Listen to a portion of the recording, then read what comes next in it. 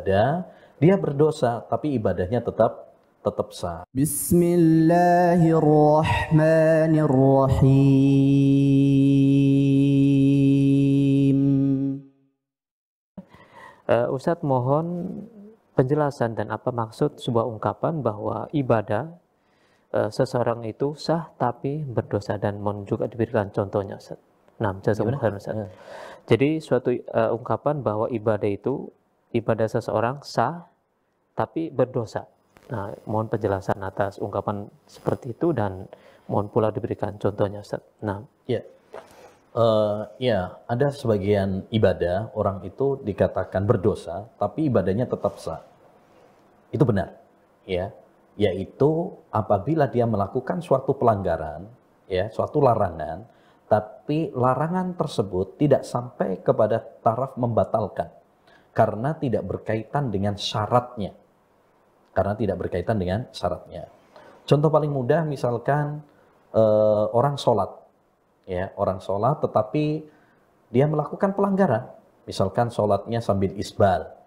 Isbal itu artinya menutupi celananya itu atau sarungnya atau bajunya, menutupi mata kaki. Itu termasuk larangan, ya, dilarang oleh Nabi SAW.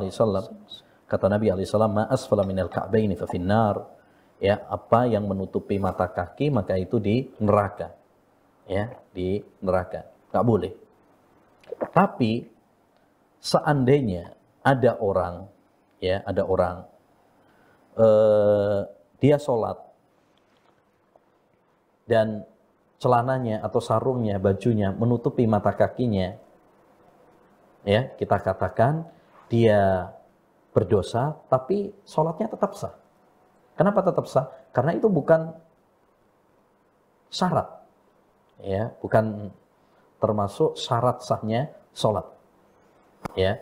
Atau misalkan ada orang sholat tapi dia cukur jenggot misalkan, ya, dia dosa karena mencukur jenggotnya. Tapi apakah kemudian sholatnya tidak diterima, tidak sah? Ya, tidak demikian, tetap sah. Kenapa? Karena itu tidak berkaitan dengan syarat sahnya sholat. Hal ini berbeda dengan kalau misalkan ada orang sholat dan dia nggak berwudu misalkan. Kalau nggak berwudu berarti dia tidak sah. Kenapa tidak sah? Karena wudu adalah syarat sahnya sholat.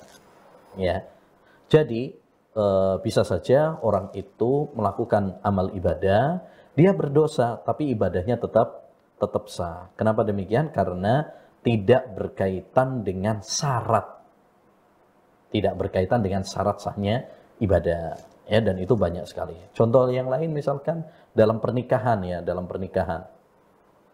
Kalau misalkan ada orang nikah tapi nikahnya siri, ada wali, ada saksi, ya, calon mempelai juga dua-duanya saling ridho misalkan.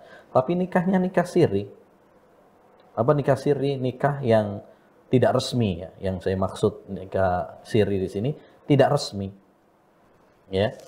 Di sini apakah pernikahannya sah? Pernikahannya sah. Tapi apakah boleh? Nggak boleh. Berdosa orang yang melakukan nikah siri.